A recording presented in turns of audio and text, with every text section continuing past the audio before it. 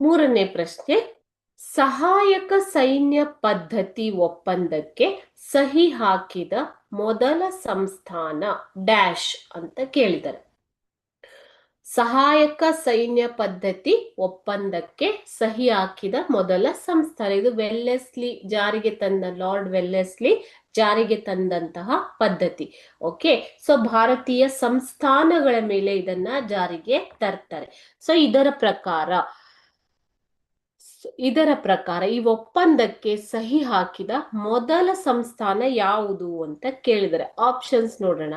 Option A Hyderabad, option B Mysuru, option C Maratha ಮತ್ತು option D Punjab.